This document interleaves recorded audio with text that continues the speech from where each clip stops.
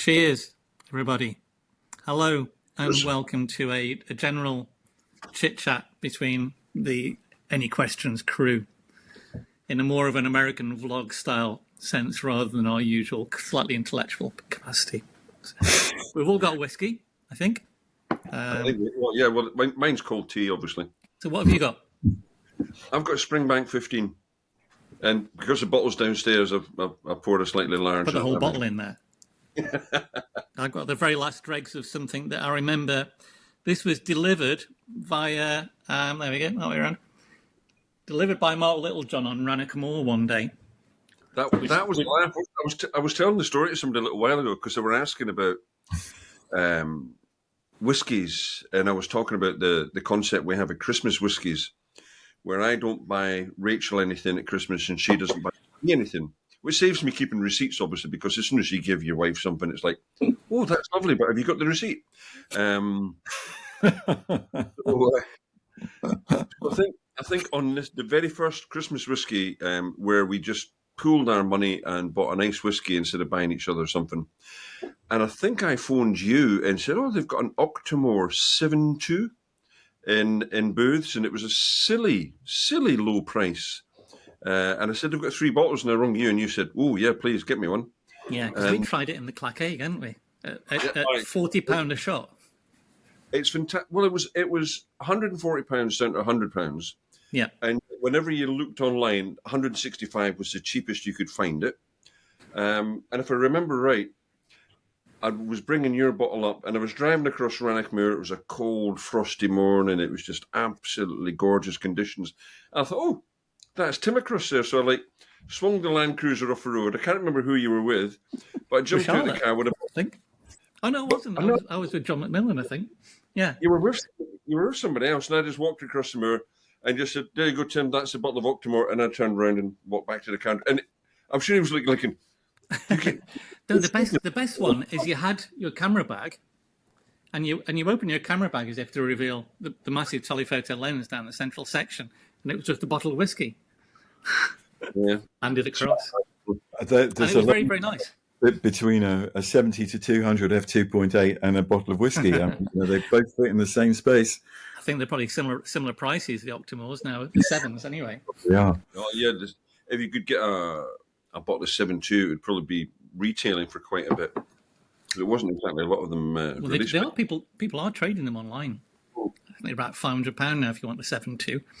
I must ask you, actually, is this? Are we going to major on whiskey here, or might there be room for a bit of talk about photography? We touched on photography for a second, did we not? There, I thought we mentioned the 700. I'm sure that's the photographic term. Yeah, it's not like I did a recent vlog in America with Eric Bennett and a few guys called Brews and Views, which is great. Which is they said it won't be that long, and ended up online for 3 hours, cracking bottles of strange IPAs and things. And I had an intervention, I think they call it in American circles, where they ganged up on me and said, "Tim, you're not a photographer. You need to go out and take pictures. Do it now." I'm like, okay. They're not wrong. I mean, I've taken one photograph in the last year, probably. Was that the one with Joe? You came out with me? Yeah. I've taken one photo. I've taken lots of photographs, but I've only really taken one where I've sat down and done a landscape photograph. And I've since been out, taken another one. I've been going out climbing and things instead. No, you've been living the life. Yeah, I mean, when you're sitting inside with the cats, the momentum is real. The inertia to get to not move. Yeah, it's a funny one, isn't it? We were discussing that the other day. That if you lived very close to your idyllic location. Well, Mark, you do though. I mean, and you do go out on a regular basis with your camera because you love to do it. And it's not that you don't love taking pictures, Tim, but maybe you love climbing rock faces more these days. Who knows? I think that's typically what tends to happen is you do end up in a little bit of a trap, and I've noticed this is you tend to want the best weather. You're thinking, I'm going to go out, I might as well go out in the good weather because I'm here, I'm going to get the best weather. And so you tend to poo-poo the sort of like, no, it's too sunny. Whereas if you're on holiday up here, you just go out and do things. what about climbing pictures? I mean, look at Jimmy Chin. Yeah. You could be dangling at the end of one rope while Charlotte's doing some incredibly stressful overhang with some magnificent views in the background. Free soloing it, unprotected. Exactly. Yeah. And most of the times when I'm doing that, I'm tend to be crapping myself rather than thinking about photographs. But yes, no, I do plan on starting doing that as well. I've got a couple of friends who have hired me to do some of their PR photographs for their climbing, and also a women's photography group have asked me to help out with a project to increase representation of women in winter climbing through inspirational photographs. There was a bit of a spiel on Facebook a while back, wasn't there? There was something sticks in my head, whether it was mansplaining. Yes, about women's comments when they're out mountaineering and thing. Yeah. What people say to them. There's a lot of women guides, and a lot of men are very patronising to them when they're out climbing. Like they'll ask their clients, so that if they're out guiding, they're the experienced one. They're taking a beginner climber out. Nobody ever asks the girl where the climbs are, or what they should be doing, or for help. They always ask the bloke. And there's a lot of much worse out there, sadly. Yeah. I'm afraid that we can all come up with our own examples, can't we? My Absolutely. daughter, a journalist, international journalist, and when she was in India, every time she went to do an interview, she would take her male assistant with her, and without fail, all her interviewees would address her assistant first. And it's embarrassing. Very, very frustrating. Yeah. Hey ho. Here's an interesting. I'll do a photography subject for a second. Things are talking about women representation. Every time we've run our competition or done events, we've always been criticised for the amount of women involvement in them, and the representation for women. Everything I seem to have done has, for landscape photography, has about 4 men for every 1 woman involved in photography. Apart from the creative courses that I see people like Valda Bailey and Doug Chinnery working. Yeah. Interestingly, I recently chatted with people who do mountain leader courses, outdoor courses, and it's exactly the same representation, the percentages between men and women. And I was wondering, with your workshops, you and Mark and Joe do, what do you think the engagement are there is between men and women? Do you think there's any reason why there are so few women engaged? Mark, do you want to go first?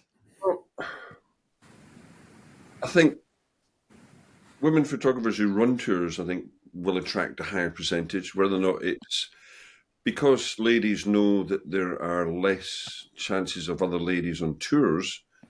It might they look for the likes of Margaret Soroya, Valda Bailey, whatever else, and then go on tours where they maybe won't come into contact with people that are going to maybe talk over the top or do whatever. I don't know if people have had issues. I mean, I've heard 1 or 2 issues on big tours. I don't run big tours, so it doesn't really affect me, where perhaps men have tended to ignore the women on the courses or perhaps acted in a more misogynistic, less than gracious way. Yeah, so the same old story really again. Yeah. I mean, I have to say, I probably, it won't be a third, maybe a quarter. Tour just finished there, working out of Cowlin, which was a lovely wee spell. 3 people, 1 lady, and going back through. It wouldn't be every course that would have 1 lady to 2. It would be more likely to be for every sort of 3 courses there might be 2 women. Okay, yeah. But that would be at a maximum. But then again, I don't know how many women are out there photographing. But when we talk about Margaret Soroya, I mentioned her name before there. She runs a mindfulness. Well, Joe knows because he went to one after I did, and they had a very high percentage of ladies. And I have to say, he looks at like Sandra Bartoka and Valda we just mentioned before, and Margaret herself. the creative side seems to be far higher. The World Photographic Society said the same thing on their creative courses too. Far more creative women, whereas the men tend to be, maybe the men are more gearheads, factual, representational, dare I say it, less imaginative photography. Those are the two things that I've seen are quite dominant. One is the geeky bloke who's in it for the gear, in a way. So it's an excuse for a gear hobby. And the other is the same thing I hear when I talk about mountain leaders, is there is a certain wariness of women being out in the landscape as solo participants. Not necessarily because they're worried about it, but because they're brought up not to do it, whereas blokes are brought up to go out and play or camp on their own. It's a normal thing to do. Yeah, I think a lot of what we're talking about does actually originate in the culture rather than in photography specifically. I mean, it's interesting hearing, what Mark's described. I can sort of echo to an extent. Yeah, we do a lot of workshops I have done over the years, and I've had one or two where it was only women, but that's very exceptional. It would usually be a ratio of sort of 5 to 3 or 3 to 4 sometimes.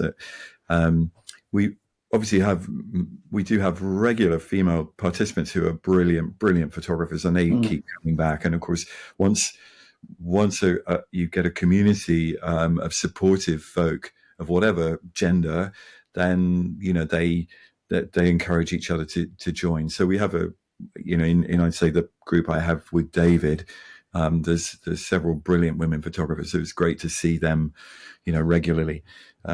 But there's a kind of a regrettable sense that it's hard to get more women on. But as Mark says, Margaret Soraya's group is absolutely female dominant, and that's because Margaret's own emphasis is very much on the creative life. It's not to say that what we do isn't creative. I hope so. It always upsets me a little bit that we tend to think blokes are all gearheads. That's not by any means always the case. But it's. I think that guys feel, males feel that they can join a group, and it doesn't bother them if they don't know anybody, they'll just join. Whereas perhaps there's a little bit more of a anxiety attached to joining if you're female and you don't know anyone. So maybe that, I don't know.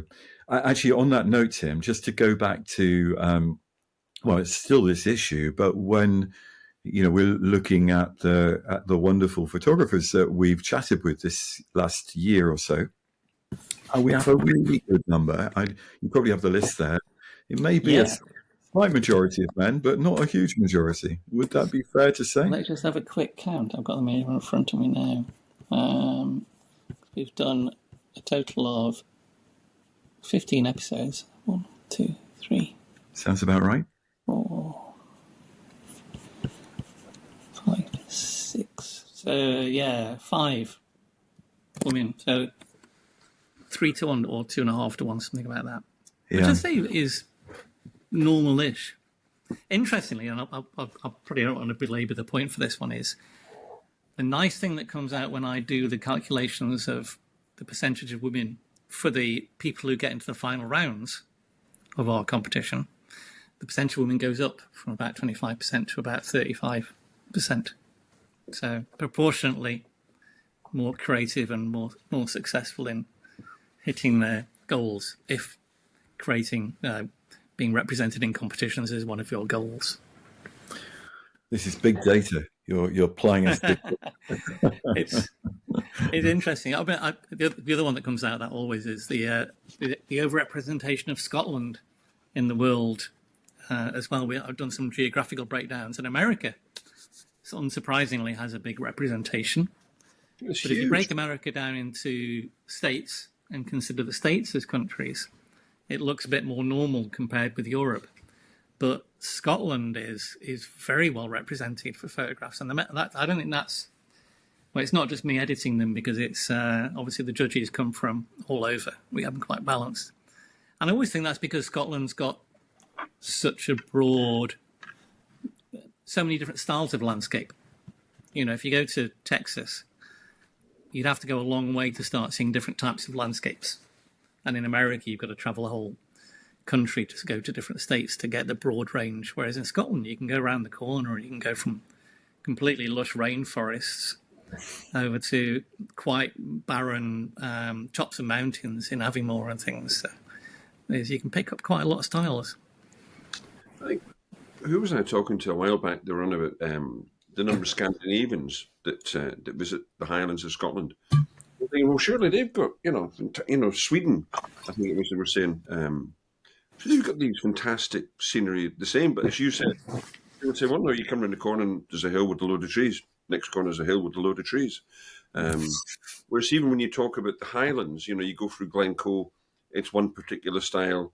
You come to where I am, Torridonian Mountains, Leithach and everything else.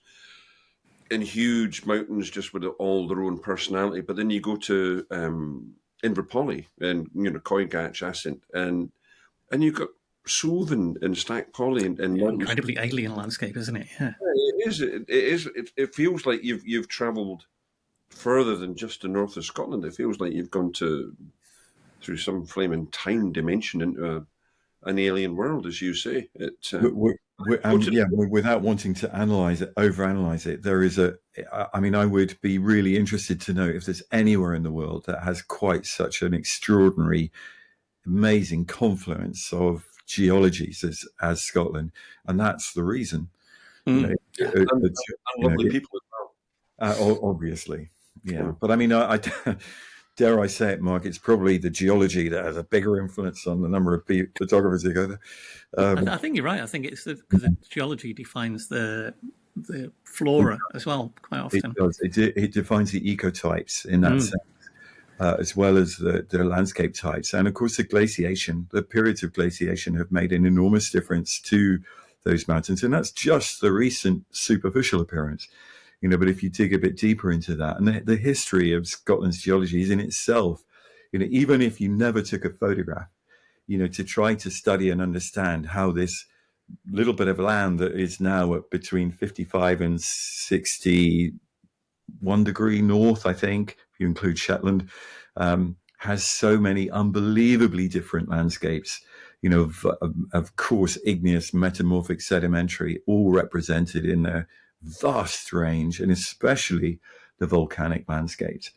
Especially I've just come back from Egg a week ago, and that is just absolutely astonishing place for photography. With things that remain mysterious. I keep reading about them. I still don't really understand how these forms are created.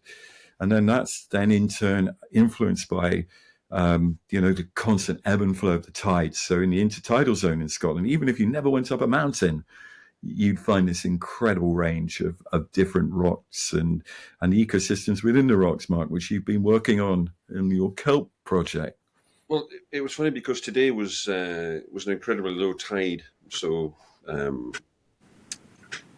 after playing golf, came back nice and early, got down the beach, and it was like a 0.2 feet tide, which is tiny for us. And it was a little bit. It was a little bit and of high pressure, right? Yeah. So, which was good in a way, but also meant it was blue skies and it was a bit bright. But I just wanted to get a couple of newer images, so I went down the right-hand side of the beach in front of the house. And as you're saying about the rocks, there was areas of rocks that I'd noticed, because the last time it would be a year ago more or less today, when it was down so low, I was across on the left side of the beach, and it's just black rocks. It's quite mundane. But across on the right-hand side, it was like an explosion in a sweetie factory. There was just pinks and yellows and all sorts of colours.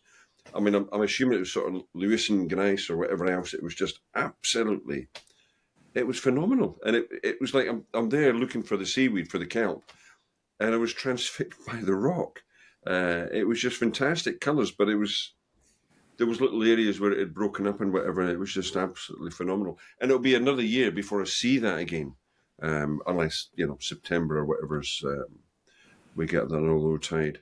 Yes, because it's a spring, isn't it? And then combining with that high pressure, I just mentioned that because we did a bit of research about the effect of pressure when we were on Egg because we were so astonished by how low the tide went.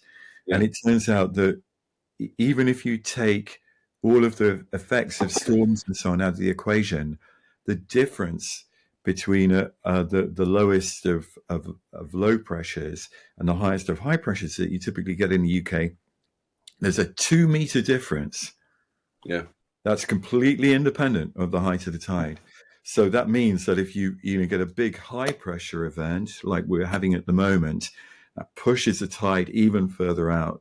By the same token, when you have of course, a big storm, as we know, get these incredible waves coming in.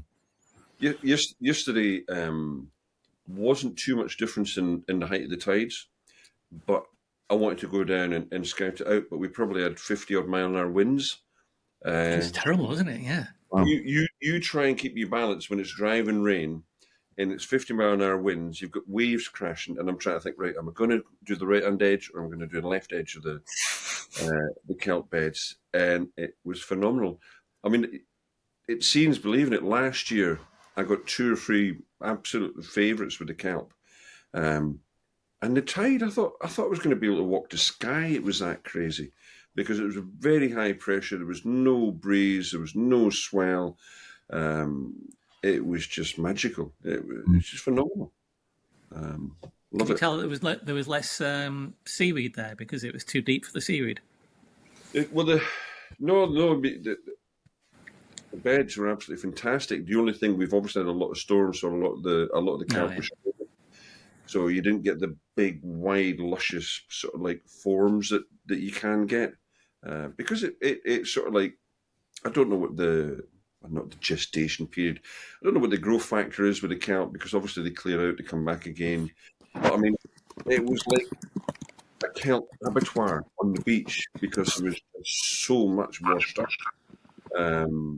Good Lord. It can grow up to 60 centimetres a day when it's in ideal conditions. Giant kelp. That's crazy. When you see the amount that was washed up this morning after the storms yesterday, it was like, well, there'll be nothing to photograph, but there was loads.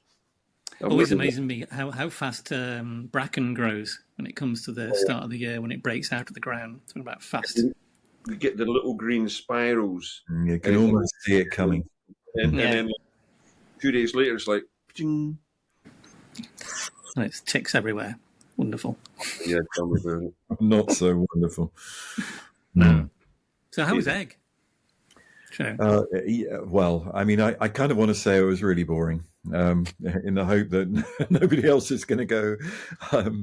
No, I mean, what a place! It is amazing, and it's one of those places I think I'm now addicted. So I will probably continue to return there, and it would be a tough place to live because, like any island, the isolation is not easy, and community politics and alcoholism. All of that would be tricky. I've been once, and it was like the guy's not there anymore. I don't think that they had an unofficial taxi. The taxi driver, he's brilliant, wasn't he? And he had a box in the back with some glasses and a big bottle of whiskey. Well, gents, I can assure you, Charlie is still there, and he's still driving that taxi.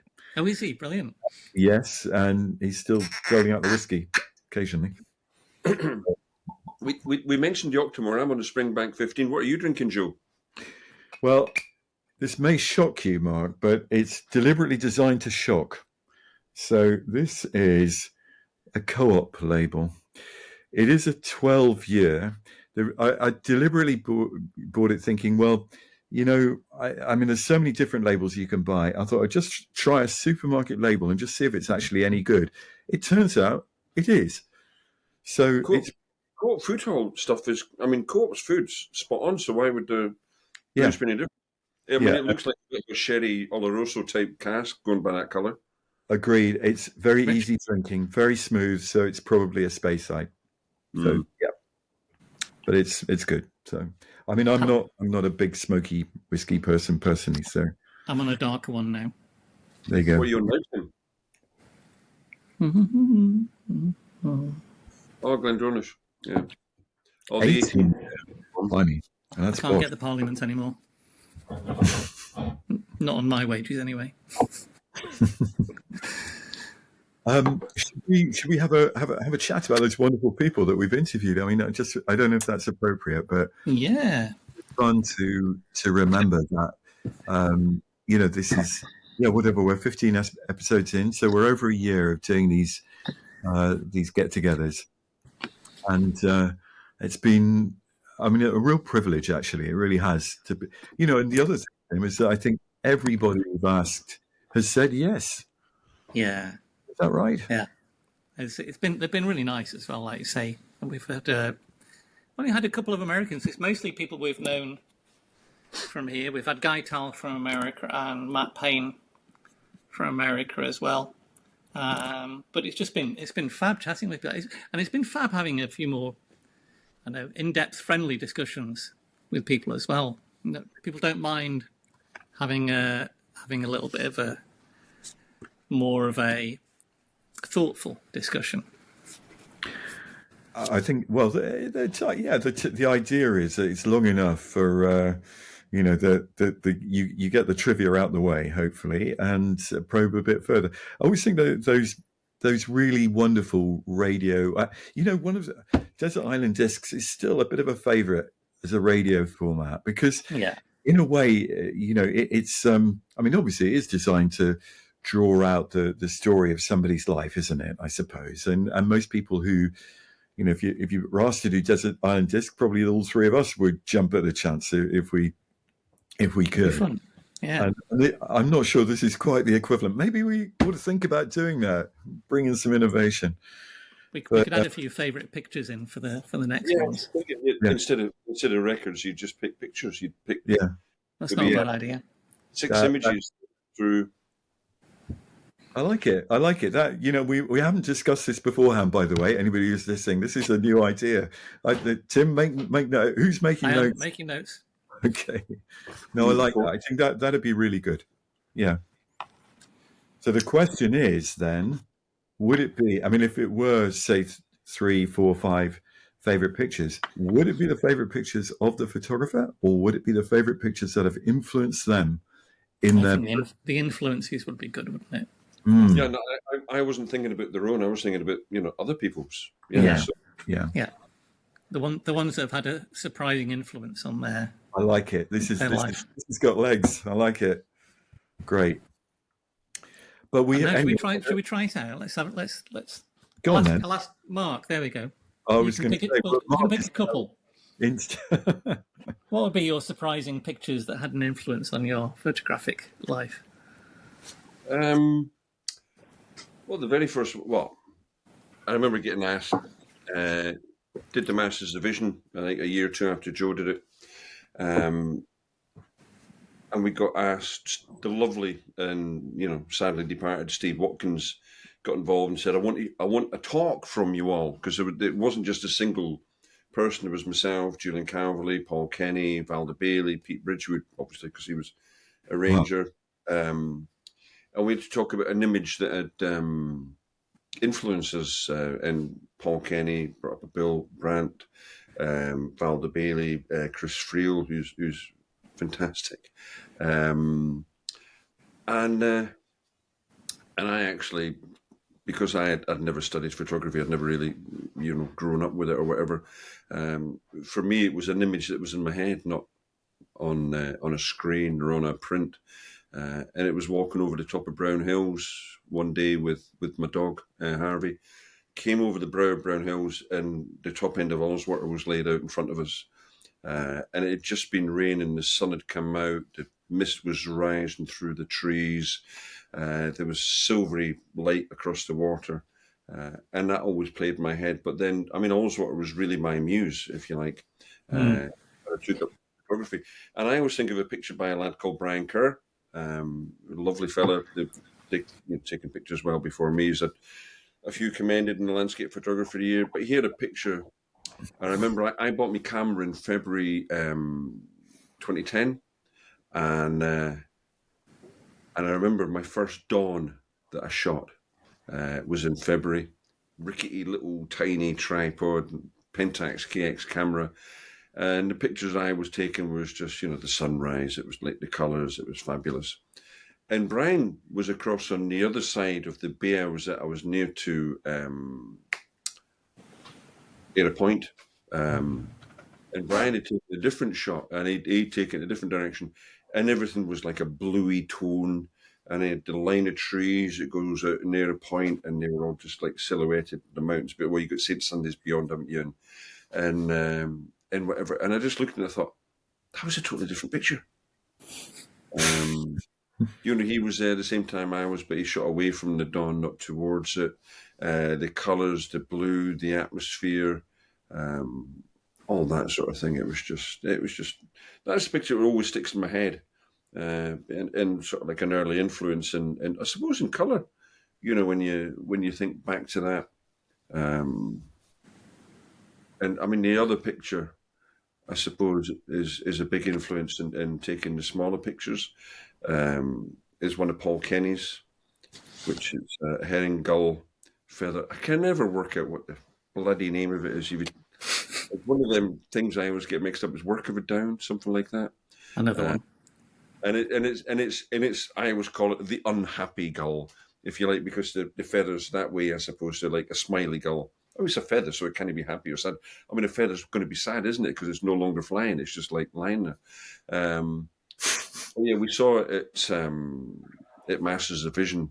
So I mean, I love Valda's work, I love Julian Calverley's. But when you were walking past Paul Kenny's work, you just stopped and looked and just thought, wow.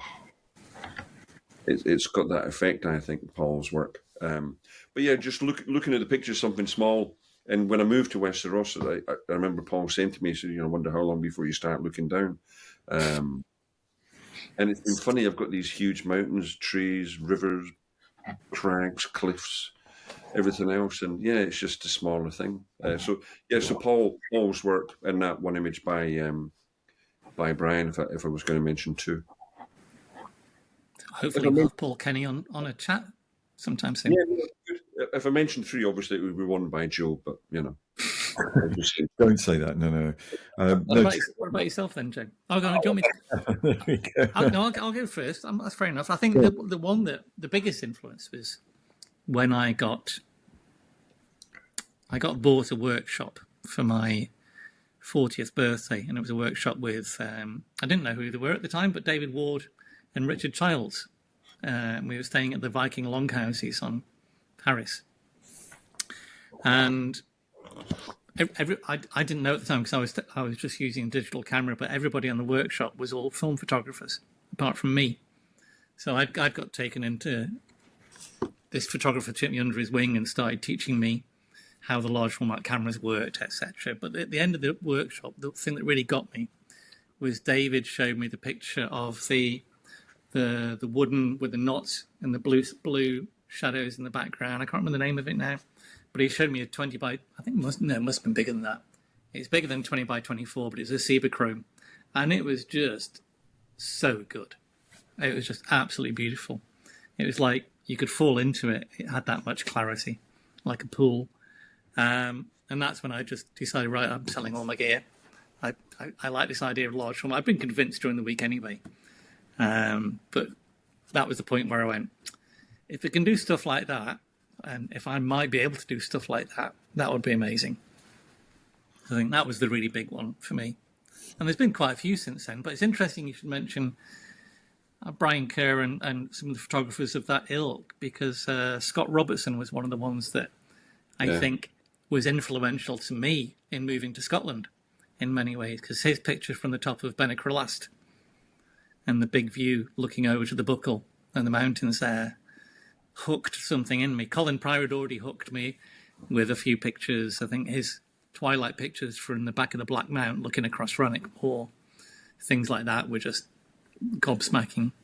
But Scott was great. It's a shame Scott doesn't take many pictures anymore. He's sadly got Lyme disease and suffers a bit. I was speaking to him a little bit ago because I've known Scott for years. I've known Scott since before we both took pictures, because we're both on hi-fi forums, because that's the way I used to chill when I was working. And then Scott came down. Claire, his missus, bottom of workshop with me, actually. And he came down, didn't stay at the house, but he ate at the house every night, and because we were together for 3-4 days. And he's just the nicest guy. And it's a real shame he's not still taking pictures, because some of his mountain stuff. I remember Charlie picked one of Scott's as being one of his 10 favourites from 10 years of the landscape photography year. And he did some, it wasn't just the mountain stuff. You know, he had a little series of shots that he took from the back of Loch Tilla. You know, he walked round to Fleming's old house. Fleming? Not Fleming. What do you call him again? Lad who wrote James Bond. Ian Fleming, yeah. And they were just gorgeous. You had a real sense of serenity with the images. Lovely, really lovely photography. For a rock-hard Glaswegian melt aluminium worker. Yeah. No, he just had such a. But again, he just had such a love of where he was. But the limes disease has left him so fatigued that he's just wood turning and that sort of stuff now. But a lovely guy and a great photographer. What about yourself, Joe? Any interesting, influential images, surprising ones? It's really hard. I mean, there's so many photographers whose work I've loved and enjoyed over the years, and so you tend to be a bit kind of influenced by the most recent. But I mean, it was actually interesting. You know, as we all know, John Blakemore died very recently, and Tim, you and I did a little bit of correspondence recently about John, and with my friend Kyriakos as well. And there's a wonderful tribute to John from Paul Hill, which if anybody hasn't seen it, if they look back a little way, they'll find it in probably the next issue back. Just in this issue coming out, actually. So it's just published this week. Excellent. But I mean, it's, by the time this gets out, maybe it'll be. Yes. Yeah, right. You're right. But anyway, you've actually chosen some beautiful landscape photos of John's for that piece. And I do genuinely mean it when I say that I think of all the many, many photographers whose work I've loved and have influenced me, John's, it was really the first and the most important, because his work convinced me that this is an artistic process. And, you know, I was an art student, so I who'd fallen in love with photography and was struggling with more traditional art forms, let's say. And yet I wanted to do something that offered some of the joy of, you know, making pictures, and photography became that. And seeing John's work convinced me that that's exactly what it was. You see his pictures, they are a transformation. You can see what they are, but they transform reality into something that's much more kind of conceptual, you know, that expresses something about energy and light and form and texture, which I could never have imagined on my own. So I think that was really important. I've been many other photographers, of course, including Ansel Adams and Edward Weston, particularly from, you know, the mid 20th century Americans, brilliant, both wonderful photographers. But then the one other photographer who I probably should mention, who's influenced me the most, I think, is Peter Dombrovskis, a Tasmanian photographer whose work I think we all know. And, you know, Peter died at the age of 53, and I still find myself thinking, okay, I never met him, and yet, and how did he die so young and yet leave such a legacy of, probably he was only shooting for maybe 15, 20 years in his large format, kind of mature large format style. But it was a style that is both very sophisticated and also innocent at the same time. So it's sophisticated and visually it's brilliantly kind of balanced, his work. And yet it's innocent in that he sees with that kind of the purity of seeing, which is I mean, I think the way he responds to nature is just, he photographs what he loves, and it's just all there. Some of his pictures are quite challenging, and some you just take them in, and they're just beautiful for what they are. But anyway, I think I learned a couple of things from him, particularly the fact that you could make remarkable photos in very soft light, in very flat light, as I probably thought of it then. and they work better as a result of being shot in that light. So it guided me on a completely different path of photography. So in many ways, I suppose my own, kind of style as a photographer has changed more because of Peter's influence than anyone else. So, I mean, individual pictures, I could point to a few, but they would be from those photographers. Out of interest, you've been to Tasmania a few times, and I was speaking with a guy called Matt Holan, who knows quite a few. He works out of Tasmania, and he knows people over there quite well. And we were talking about the similarity between Scotland and Tasmania, and he said exactly the same thing. He said there is the connection there somewhere, not just in the fact that a lot of Scots went to Tasmania, but they did, and remain there, so it has got a Scottish heritage, but there is something about the landscape that has a similarity for being completely and utterly different.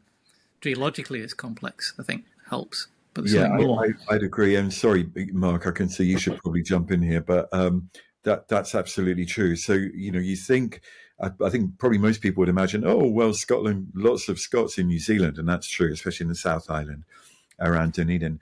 But honestly, New Zealand is nothing like Scotland, whereas Tasmania is really quite similar. Of course, the ecosystem is completely different because it's all southern hemisphere plants, with ferns and I'm trying to pandani, these amazing plants, they also have gigantic ancient broadleaf trees as well. Whether they're they do have the eucalypts are the biggest, but they have their own very specific other. I'm trying to think deciduous beech. I'm trying to remember the names. It doesn't really matter, but they are. It is on a larger scale in that sense in Scotland. The mountains are taller than they are in Scotland, but what's common is this ancient rock, and that's what makes it parallel, I think. And it feels ancient in a way that New Zealand does not. New Zealand is more like an alpine landscape, Southern Island. It's relatively recent. The geology is a strike slip zone, some subduction, hence the volcanoes. But most of the Southern Alps are alpine. They're relatively young. They're newly kind of eroded and whatnot. Whereas at Tasmania, those rocks are very Torridonian in a way. Yeah, they are different, of course, but they're much, much older. And big, thick, grainy granite stuff, isn't there? Yeah, that's right. A lot of very granitic rocks, and that gives the character of the place, which is it's definitely parallel. Lots of lochs or lakes in Tasmania, and rivers and waterfalls and all of the things that we associate with Scotland, of course, and beautiful, beautiful coastline as well. Tasmania is a miraculous place, I think. Have you travelled, Mark, over to Southern Hemisphere? Southern Hemisphere, Lancaster. That's pretty south. Yeah. Oh, yeah. God, no, I've not. I think I did about 3 days in the Pyrenees with Giles Stockel. We were looking at maybe running a tour there, but that didn't happen. So that Too tropical. So that was 3 days in there. I think I had and obviously not Southern Hemisphere, but the only other place I travelled was Iceland. But that wasn't a photo trip. That was a trip with my son and his granddad. And I did take 2 or 3 shots, but I mean, the only one I think I came back with was somebody's garden in Reykjavik. Some trees in the pebbled ash garage wall. So windswept and interesting, I'm not. Never travelled. Not been to America, not been to the Southern Hemisphere. No urge? Yeah, I mean, but we won't go at the moment. I mean, Red, our dog, is 9. He's 1 or 2 issues at the moment, so how long he'll last, I don't know. But we lost the last of our Maine Coons 3 or 4 months back, so we're not having any more cats. We won't have any more dogs in the short term. I mean, I'll be a bawling wreck for 6 months when Red goes, because he's been the world's most fantastic dog, which everybody says about the dog. But when Red goes, then we'll once we've recovered our equilibrium, we'll travel. Anything on the agenda, do you think? We're not bloody America at the moment, that's for sure. No. Any money in Trump's pocket. Just Canada to spite him. Well, oh yeah, no, we'll go to Canada. Rachel's brother lives in Canada. He's got family there, and then I mean he's married a Colombian lady, so I've got a house down in Colombia. So I would like to travel down, South America, maybe Chile, that sort of way. I mean, Patagonia has just been, I wouldn't say done to death, but there's always something. Wherever you go, there's something different to photograph. You don't have to photograph what everybody else does just because it's in front of you. I think any of these popular places are always surprising when you go there to see what's not photographed. Mm. And you go, no, why do people just look at that bit there? Yeah. No, I mean, I've always been that way when I've taken photographs. Just because the mountain's there doesn't mean to say you've got to photograph it. I tell you a good example of that is when you go to Egg for the first time and you come across the top of the island and you drop down on the other side expecting to see rum in the distance, that big. And it's like that, covers the whole horizon. Yeah. Because everybody always uses an ultra-wide lens to photograph it. Yeah. Not everybody. Most. Just saying. No, I went to. I mean, I loved Egg. Went with my mate Billy Curry, who's another lovely photographer. In fact, when I took the shot that won that landscape photography year, I was with Scott Robertson and Billy Curry. But Billy gave me a shout. Oh, God, it'd be years ago now. Maybe 2012, 2013. I said, I've got accommodation booked on Egg. Do you want to come? And I said, oh, yeah, go on then. Great. Trip out. And turned out it was a year. There was me, Billy, and about 1,000 years. And it was about 90 degrees every day. Not a cloud in the sky the whole time we were there. But a fabulous spot. Actually, it's ironic you say that, Mark, because that's one of my experiences of Egg is that the weather is always too good. So, it's often very, very sunny on the west coast, beyond the hills. It gets better and better, doesn't it? Yeah, and that's true. And there would be many times we'd be on Egg and you could see the rain falling on Rum, which has, mountains that are 1,000 foot higher. But, Egg still has does have its own hills. And yet Egg would be, fine, sunny. What a place. We always go to Malig, and Malig's always good. I'm not sure if you capture the back end of the sky weather drifting over or not, but it does seem if I go to Malig and Arisig, it's always nice that end. You talk about the sunny west coast. Isn't it delightful? It's so guys. You can wander in shorts and a t-shirt. Absolute bollocks. Honestly, we can have periods where Rach and I, because Rach just is, because of the accident right now, she's determined to do her 10,000 steps minimum every day. So we'll be walking down the road in full waterproofs just to get the 10,000 steps in. And I'm sure everybody passing by looks across and thinks, oh, look at that poor wee dog. They're just dragging it out in all the weather in his coat. Because he's got this is how wet it is. We've got about 6 different coats for the dog. Yesterday's a fantastic example. When it was all the storm warnings in England in January, and it's the whole country. The whole country's going to get these storms. They're terrible. We got 70 mile an hour winds up here. Yesterday, no storm warnings, nothing, not even a red or amber warning. There was 85 mile an hour winds on the top on the ski centre at 600 metres. It blew the bloody shed down outside. At Christmas, we had a storm that wasn't named, and at Danielle's at the trekking centre where Rachel gives Anne to, it was 80 miles an hour. That wasn't 600 metres up. That was about 6 metres up, and it was 80 miles an hour. And it wasn't a storm because there's only about 5 of us living up here, so it doesn't really matter. Come on. I've got a good story from the Glencoe Ski Centre from the guys who used to work there. Actually, the guy who still works there, who runs it, he said they came into work one day and the shed had gone missing. They got this green, large corrugated shed. A big one, not bigger than your normal shed outside, maybe about 14 foot by 30 foot sort of thing. And it just gone. And they, what's happened to it? It's like some scallies come up and taken it apart and driven it off in the middle of the night or something. Anyway, so later in the day, they got a phone call on the mountain rescue talking about a crashed aeroplane on Loch Rannoch. And they're like, crashed aeroplane? Yeah, there's lots of wreckage on the side of Loch Rannoch. So can you describe it all? Here's a green wreckage of the wings and things. And the shed that was on there had blown about 2.5 miles, 3 miles away, and landed on the banks of Loch Rannoch. And they reckon it was about 100-mile-an-hour winds in the car park at Glencoe. I'm just going to point out at this stage that I have personal experience of strong winds in Scotland, so I'll take no lessons from anyone on that. No. That's a great story, though, Tim. And actually, I can totally relate to it. I remember being at Cairngorms one time when Jen and I were there. This is after we lost our first dog, and we were sort of having a holiday to try and sort of get over it, a bit like Mark, thinking about Red.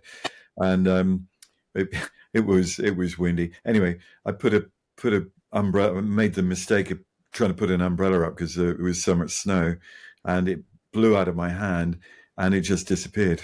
And it literally, I tried chasing it for about a quarter of a mile, and it just disappeared down the valley, never to be seen again.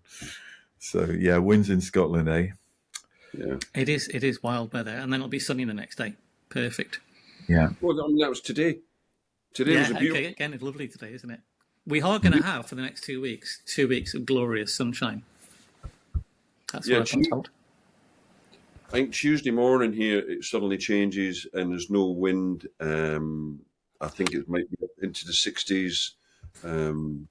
It's funny whenever it's a high temperature, say it in Fahrenheit. When it's a low temperature, say it in Celsius. I'm not sure why that is.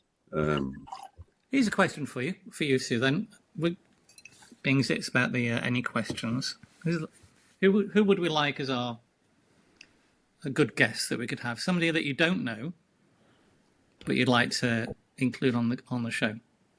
Somebody that I don't know.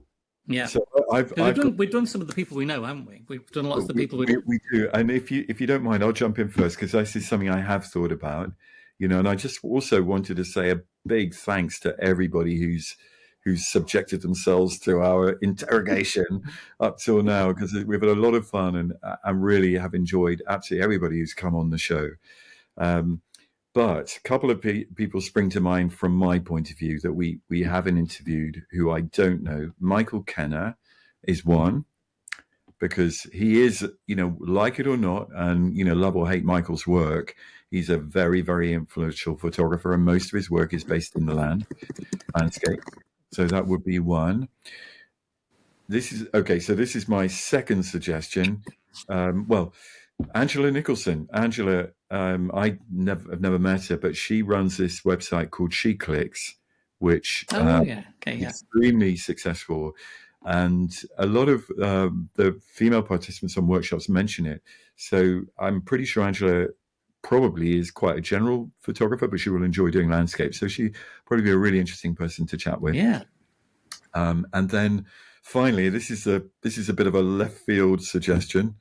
There's a few people we haven't chatted with yet, by the way, like Margaret, who you mentioned earlier. I'd like to talk to, but Ed Batinsky. That would be fantastic. Yeah. Whether he would concede to talk to us remains to be seen. But I mean, here is probably the most influential landscape photographer on the planet, and I think that I certainly got plenty of questions for him, and I'm sure you would too, Tim, and you, Mark. Definitely. All three of us should interview him. I was browsing his website the other day. And I mean, people have been going on about exhibitions, whatever. I don't tend to look at an awful lot of people, but I mean, his work I just thought was phenomenal. Just absolutely gorgeous. He's got a very every which way. You can tell he's got a bit of a graphic design background because he does have a very good eye for pattern and shape. Yeah. Which I love. Mm. So, Mark, what about you? Can you think of anyone? Because I don't browse photographers. I've started doing bits and bobs for Tim, writing an article. A month in the article I'm writing at the moment is about the fact that I don't tend to look at a lot of people, whether or not, and it's why you don't look at a lot of people. Do you consciously not look at other people because you want to stay true to yourself? Or are you confident enough that even if you look at other people, you still remain true to yourself? But you've obviously got to be aware that a lot of people like looking at other photographers. I mean, there's social media and whatever, there's so much work out there for you to see, but there's so many people that don't have the profile of the Edward Bertinskis and whatever, and then you see images like Joe Stephen with her multiple exposure and stuff like that. There's so many people that produce beautiful work. I mean, I mentioned to Tim, I think, when he was asking about people, Dylan Nardini. I mean, Dylan Nardini has just got the most artistic, beautiful eye when it comes to an image. And he just sees things and he takes photographs of them. So I would have to give it some thought. I mean, Bertinsky, I'd love, but as you said, whether he would do that sort of thing. And I had somebody else in my head just before, but obviously being of a certain age, it's gone flying out that way. What were you thinking of? I've got mine in my head, so I can see what mine was. You jump in. Meantime, then you can tell me. I fancy, and we would have done it at the Meeting of Minds had we got another year going, which is real sad that COVID happened and the Reggae won't let us have a gallery. It doesn't do conferences anymore. But Christopher Burkitt would have been a fantastic one to chat to about his work, because I think it's his story is fascinating about somebody it's a very religious motivated photography because he wants to spread the word of God through his work and his books. But I think the way he works and the way he sees is fantastic, and the printing and the quality of the work he does is astonishing. I would have loved to have interviewed Brett Weston. He's one of the inspiring photographers that I don't see talked about very often, and I think he's overshadowed by his dad for obvious reasons. But I think Brett Weston's black and white photography is amazing. However, he did kill all his dad's cats rather than look after them, so he's a bit mean. So no, I think it's too late. He's died, hasn't he? He has died in 1995 or something like that, I think. I can't feel just desserts, to be honest, for killing all those cats. I remembered. Mark? No. Is he gone? I did think about Chris Friel because I met him once and he just struck me as being somebody who could have a pint with. I've never met Chris. No, really interesting character. It was a dude. Funny enough, sure, John Blakemore was there as well, and it was a little exhibition in Nottingham. Nottingham for some reason. Yeah, with Rob Hudson and everybody else there. And and I spoke to Chris and I thought it'd be nice to have a crack with him, nice to have a chat. Well, there you go. That's another one for the list. Al Bryden's quite a good chat as well on that matter. Oh yeah, well, I've got a couple of books by Rob Brydon. Yeah. Yeah. Remember the one? Was it the discarded flowers from funerals? Yes, fantastic. That was such a good idea. So all the funeral flowers, the plastic ones that get thrown in bins. He photographed them in the bins and things. Somebody else completely different. What about James Norton, landscape painter? Oh, we never talked about painting, have we? Really, but we've covered it in the magazine before, so why not? I did that thing with you and Ross, Biblioscape, whatever. Yeah. And he asked for 4 or 5 books, and which one? It was a tick, and that was an autobiography by Heaton Cooper. Is that the Heaton Cooper? Let's have a look. Hold up, bit higher. Interesting. And I loved that. I mean, obviously, it's just gorgeous. But it was James Norton who said, if you're looking for books, inspiration. I'm just scanning his son's archive at the moment, actually. Julian Cooper. Julian Heaton Cooper is good friends with friends of mine. So, yeah, I'm sure that might be somebody really interesting to chat with as well. I mean, I love James Norton's work. I remember there's a wee group of takeout called the Peaky Blinders. Well, they're not called the Peaky Blinders, but Rach calls them the Peaky Blinders because they're from Birmingham and they're characters. They really are. But we were discussing what makes, the atmosphere and mood and how you can try and capture just that essence of the wildness of a landscape and whatever. And so I took them into Beckstone's gallery because we're in the Lake District, and I knew some of James Norton's work was in there, and it was just just fabulous. It doesn't have to be. I think you've got a good point there. I think we should get some landscape painters involved as well for a different perspective. Yeah. Well, it's called On Landscape. Yeah. It's good. It's landscape and photography, not just the two together. It's how we interpret the landscape that's in front of us. Exactly. It's how we capture what it is we see, because we might see the same thing, but we see different things within what we're looking at. And it's how we communicate that love, that affection, that emotion. Whether you do it with a paintbrush or whether you do it with a camera, or maybe whether you do it with a computer when you get that image back home. There's so many parallels. There really are in that sense. That's something to work on, isn't it? So it feels like we've had a bit of a kind of what's it called, a brainstorming session. It works. We're going to do in the future. And I think, are we winding up with? We are winding up. We should probably ask our audience. Now we've done our 15 episodes and it's working well. Who would they like us to chat with? We'd like some suggestions on. Good point. Absolutely. Must be a list out there. So send an email in or drop us a message saying who you'd like us to interview, and we can. I'm sure, and some of us will be available to do the job, and we can get in touch with them. So, thank you very much anyway for Mark and Joe for joining us and for the whiskey. Thanks. We're finishing at the right time. Exactly. We'll speak to you all soon.